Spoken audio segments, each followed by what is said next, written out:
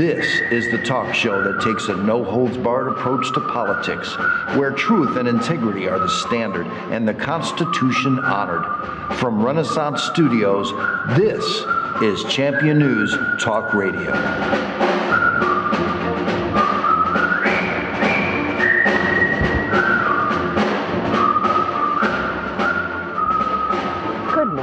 Welcome to another edition of Champion News Talk Radio, brought to you by ChampionNews.net. This is Carol Parisi, and our founder, Jack Roser, and I are here today. Good morning, Jack. How are you? Oh, just fine. Thank you. And this is where you're going to get all of your up-to-date political news. Our guest today is Representative David Harris. He represents Illinois' 66th House District. Good morning, Representative Carol, Harris. good morning. Good morning. Thank you for joining us today. Jack, good morning.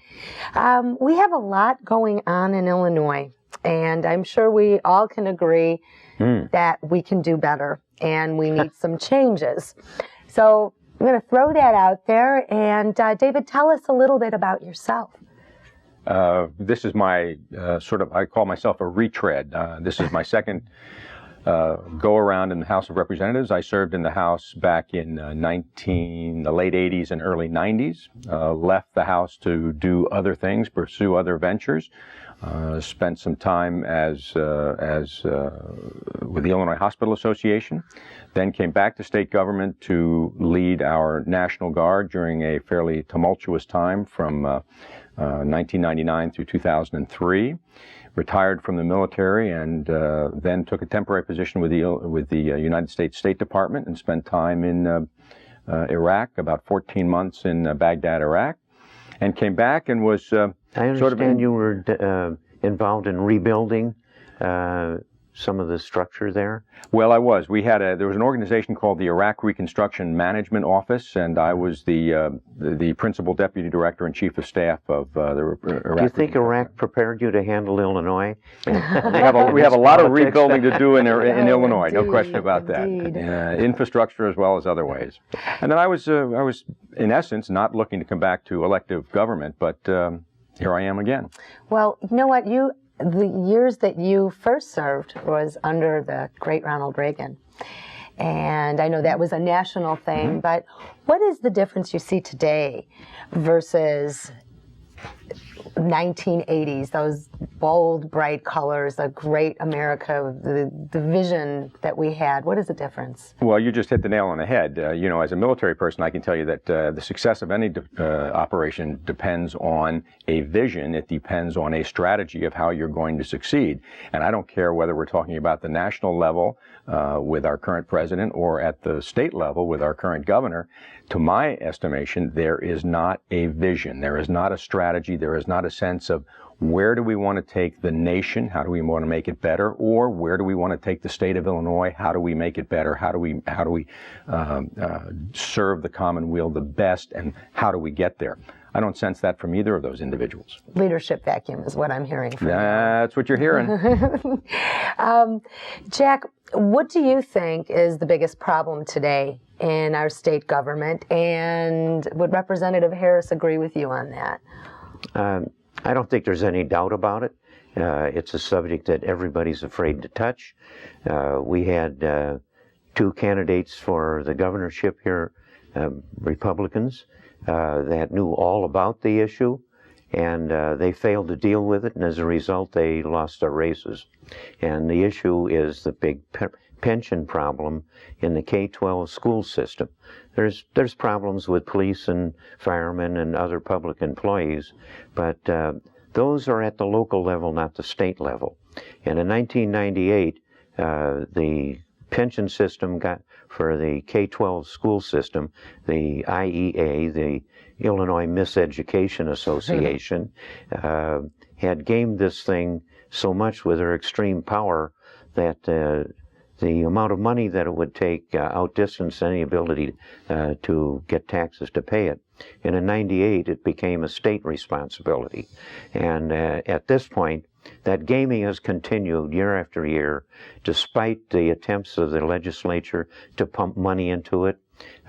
Senator Steve Rauschenberger said one of his proudest accomplishments in his 12 years in the Senate was that he got through a bill and the payments when he was there some years back to pay for the pension.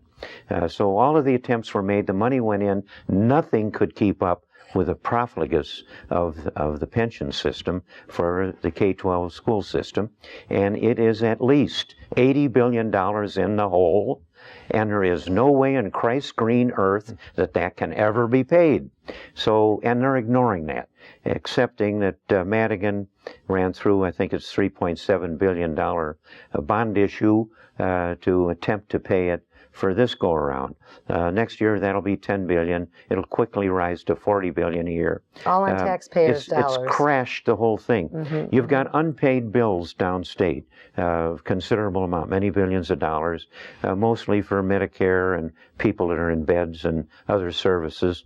At least there's some people that would deserve having their bills paid. But the Democrats are trying to hide this thing, this disaster with the pensions that's going on in the K-12 system. So they're going to pump the money out, another $3.7 billion, and run down the money that's in the system. And that's all going to the undeserving pension system. These people in that system are retiring at age 55. They get average pensions in the area of $60,000 a year, and the people that are paying for all of that are going to get pensions averaging $14,000 a year. That's us taxpayers. And the guys that are running that system at the top, the superintendents, most of them, and there are 830 of these school districts in the state, and those guys are going to come out with pensions probably over $200,000 a year. There is a parade of pensioners coming out of all the school districts. There will be the existing guy who will be getting a salary of about $200,000 a year for just being a smiling bureaucrat. And he's doing a lousy job on education, but forget the job. The money, $200,000 is way too much. He'll retire at a pension of $200,000, and that'll raise 3% a year all the way out.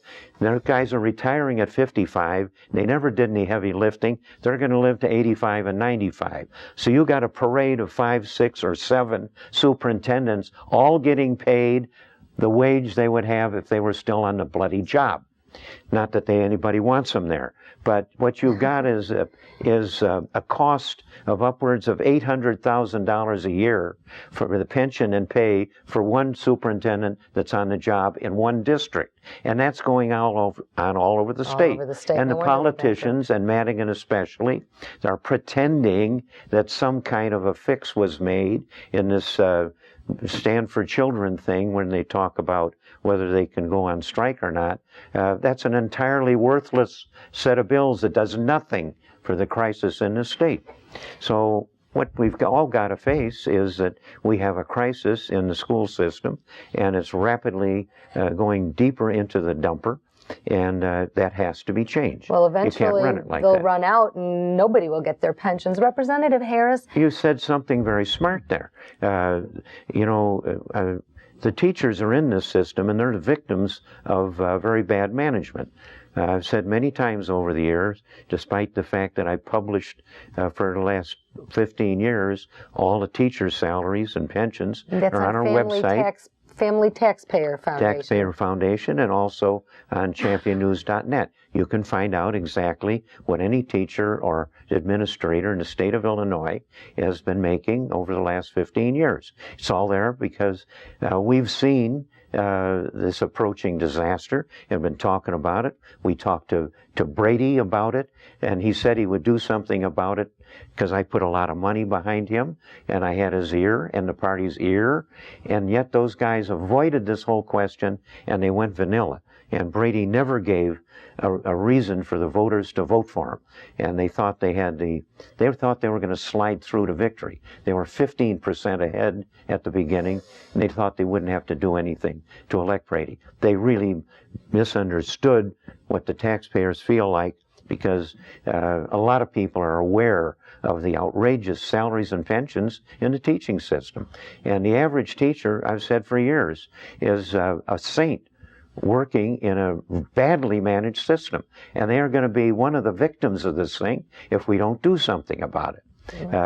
I don't want to do anything about those getting a $200,000 a year pension. Those rascals should be trimmed back. They gamed the system, and nobody can pay it. Well, we definitely need reform. Representative Harris, I know that you are engaged in Springfield, and before we came on air today, we were discussing a little bit about pension reform. We have about 10 seconds before we go to break. Give me 2 words, and then we'll bring it back after the break. 2 words that just to rebut what Jack said. Well, I don't rebut it. He's right on target in terms of the pensions being a significant issue. I maybe disagree with some of his numbers, but pensions have absolutely got to be looked at. Those numbers are from the state records. Well, it looks like we are going to have an extremely lively debate about pensions and numbers and reform when we come back after the break.